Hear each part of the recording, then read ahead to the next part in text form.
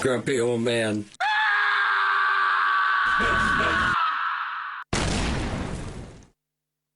Hi, welcome back by two grumpy old men, two grumpy old men talking about Allan Holdsworth. It's Allan Holdsworth month, so we're talking about his life. This is Peter, I'm Mark. This is our flowers and Cakes with currants. Okay, yeah, great. Grumpy old man. yeah. So we already are in 1982.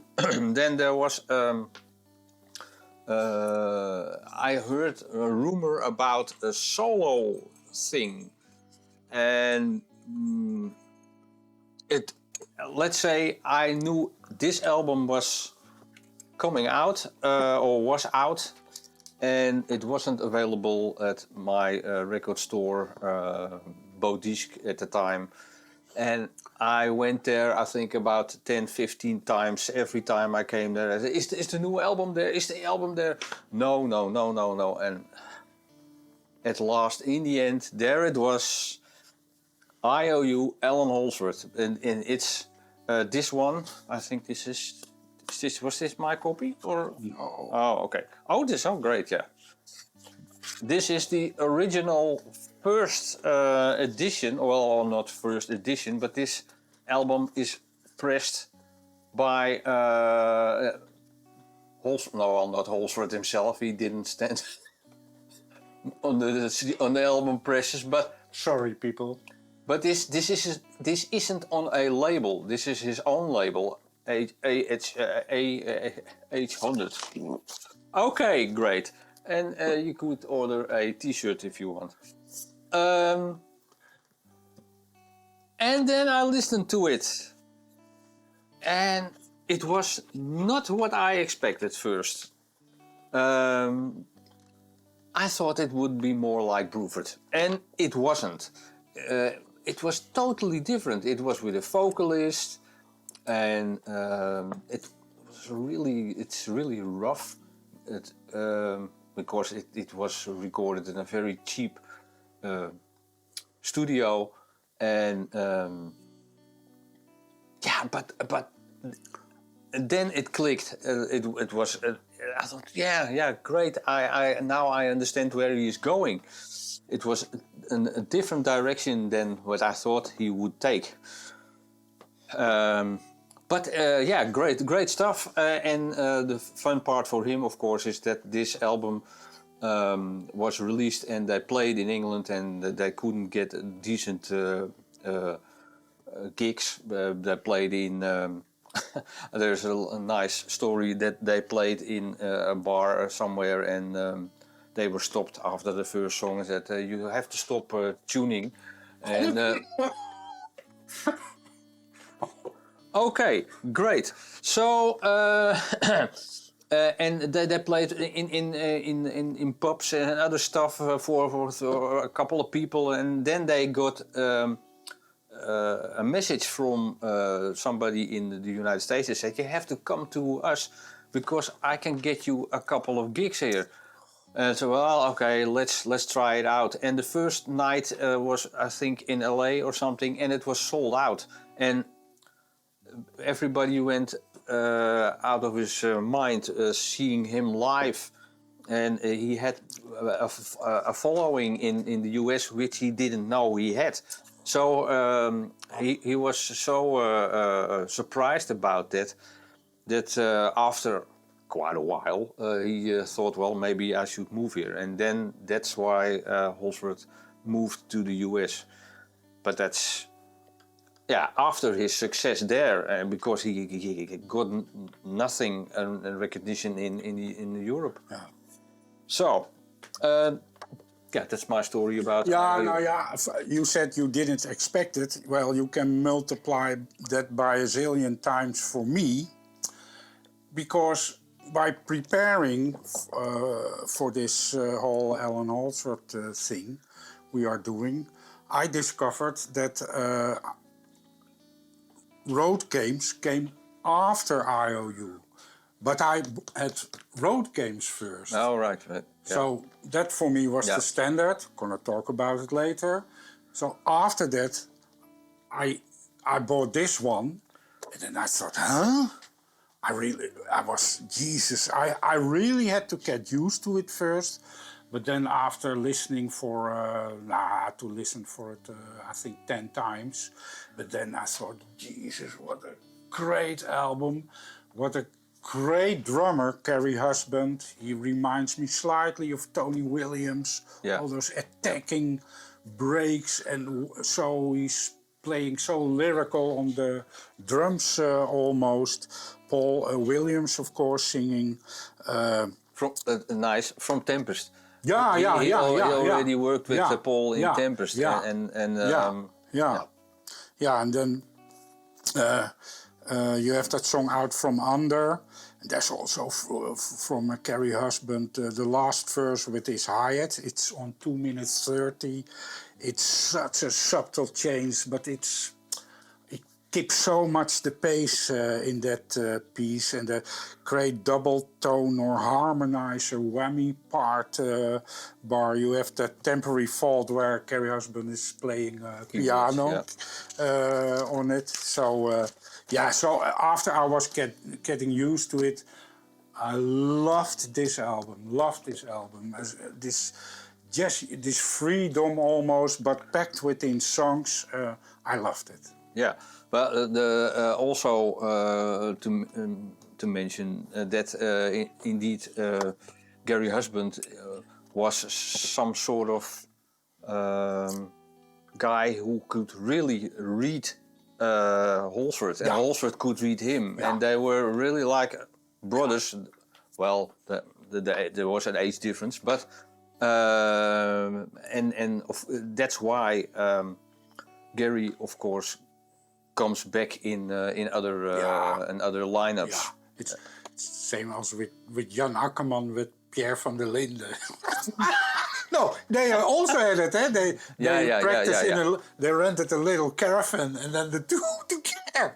Where I don't know if they went into a caravan, but no. But I understand completely what you are saying. That's why Kerry Husband is playing so lyrically. He's picking up all the movements almost with his drums, with what Allan is playing on his guitar. Yeah, so great. Right. Okay, then I think there's an album from John Stevens, which you don't have. I don't have it. No, I also thought after it, and it is exactly the same as the other John Stevens albums. It's totally improvised, and I don't think it was recorded in '83. I think it's from somewhere around '79 or something. And well, nice, but again, it's very long songs, so loose that I can't get it. So no, I didn't really enjoy that album. I don't know it at all. So No, it's okay. Then he makes this album because.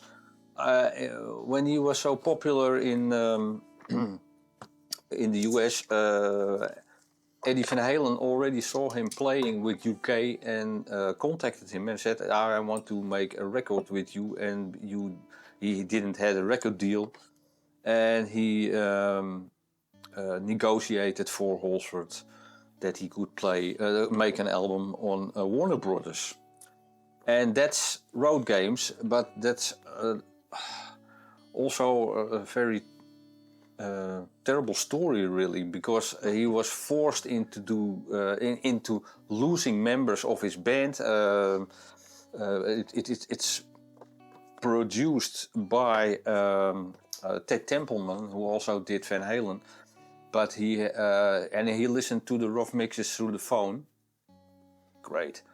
And he wanted to have names on it, so Jack Bruce sings on this album a couple of songs, but Holdsworth sneaked in Paul Williams again, thank God. And so it's a very short album, it wasn't that great to make, as I understand. But the songs are great here. I think It's one of his best, I Yeah. think. yeah. We Well, were blown away. Pete. yes. I remember also buying this Yeah. for you Yeah. and a couple other guys. Yeah. I thought, well, it was out. I think, okay, Yeah. buy all those albums because Yeah. this is great. So, and yeah. You don't like it so much? Or? No, well, I think no. I think This is interesting, people. No, this is great because what Tokyo Dream is. Nee, it's nice. No, but Holdsworth himself. I understand losing Carrie husband and yeah. And the pressure from the record company and everything he do. Okay, I did okay. Yeah. He wasn't that happy with making that album. Okay. Yeah. Yeah, but it hit me like a meteor, this album. I mean, you have Jeff Berlin playing on it. Yep. Chet Walkerman, great. Also, like, because it was standing on this album, no keyboards on this album, because you have all this crazy sounds from Holdsworth already in the song Road Games. You have this on 1 minute 40. How on earth? Of course, we discovered later how he was playing it. But I was thinking, how can you play that? It almost was sounding like a honky-tonk piano something. And then the bass outro in that song, Road Games, so virtuous and melodic.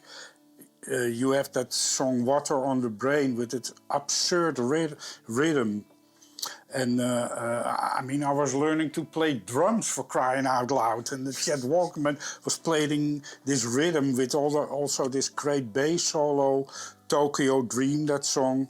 Also with that great tapping technique. And now, yeah, I wish we could let you hear the music and point all the parts out. Now I'm thinking of it, that was how we listened to music when we were at the Koer, always picking up the needle and zoop, oh, look at this, yeah, zoop, okay. Jesus, yeah. So, no, it was a great album. So, yeah, what a pity he wasn't happy with it, or making it. But I think he loved the songs because they were standard on his live set. But later. it was the circumstances how to make this album. Yeah. Well, he wrote about it in that thing. In that letter from Tales from the... Tales from the Vault. Yeah. And there you can read about it. Okay. Okay. Yeah. Good. Then he was asked to play again on Jean Ponty. We already talked about it on this Individual Dream, which is a great album, and those two songs really stand out on this album, I think, where he played two incredible good solo stuff, very melodic. I got the feeling, maybe I'm right or maybe I'm wrong, I don't know, but I got the feeling he plays better on other people's stuff than on his own stuff, because erasing every time you record something, you think, oh, it could be doing better. And when somebody else where you play on his album says, okay, this is right, this is great, then maybe that was the best take.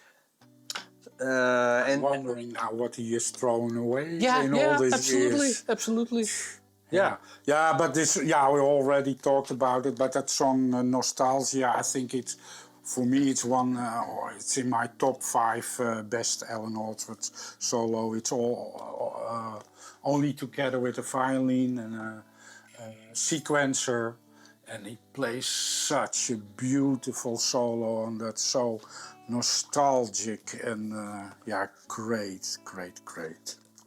Okay. Yeah. Okay. Now we are in 1983. Oh, 83, you're right. 83 we are already. 83. Still 20 years to go. Okay, yes. Okay, let's wrap it up here. And I want to thank Mark and me want to thank you for watching. Yeah. Until next time. I also want to thank you Oh, for watching me. No, okay. Bye-bye. Bye-bye. It was wonderful. Bravo. I loved that. Yeah, it was great. It was pretty good. Well, it wasn't bad. Well, there were parts of it that weren't very good. It could have been a lot better. I didn't really like it. It was pretty terrible. It was bad. It was awful. We're doomed. We're dead already.